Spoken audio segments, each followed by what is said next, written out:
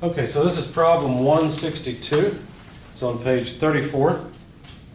And the question is as follows. A house is losing heat at a rate of 3,000 kilojoules per hour per degree Celsius temperature difference between the indoor and outdoor temperatures. Express the rate of heat loss from this house per Kelvin, Fahrenheit, and Rankine difference between the indoor and outdoor temperature. Okay, so again, let's draw a picture. Here's the cozy house. Not so cozy because it's losing heat at some rate. In fact, that rate is 3,000 kilojoules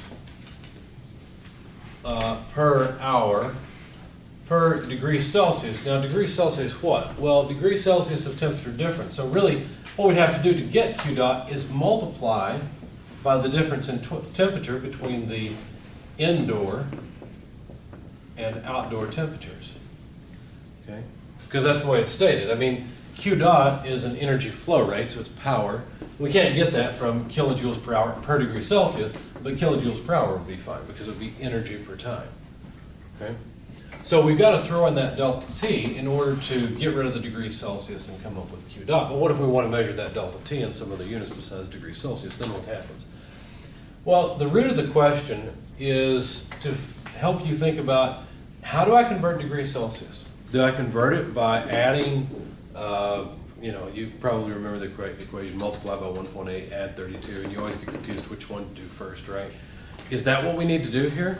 Well, the point of this question is that you need to recognize when the temperature that's given, or the temperature that you're using in the problem, is talking about difference in temperature or actual temperature. Make sense? Okay, so in this case, we're talking about a difference in temperature. I wish we used the terminology delta degrees Celsius, because then it would be explicitly clear, it would be obvious, right? Now, in order to convert the number that they've given us, what we need to do is just multiply by a delta temperature, right? A difference in temperature conversion. So all we need to know is how many units of temperature there are on one scale versus the other. So let's see, if we want it to be in Kelvin, then one change in Kelvin. If I tell you the temperature outdoors increases by 1 Kelvin, you say, great, I wish it wasn't so damn cold outside, right? That's what you say. But what about in degrees Celsius? Same thing. Same thing, right? It's one, and I wrote this down wrong, I'm sorry. Let's put the degrees Celsius here. It's the same. The unit size is the same. It's like saying an inch on one ruler is the same as an inch on the other, even if they don't start at the same point, right? So really, you've already got it, right?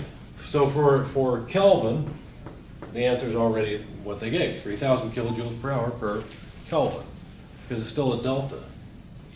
How about for degrees Fahrenheit? Well, do we have to add some offset in that case? No, once again, we're just interested in the unit size. So a change of 1 degree Celsius outside will be a change of how much in Fahrenheit? 1.8. 1.8, that's right. And I'm using the terminology delta degrees Fahrenheit to make this clear in your mind. If you want to use it, please feel free.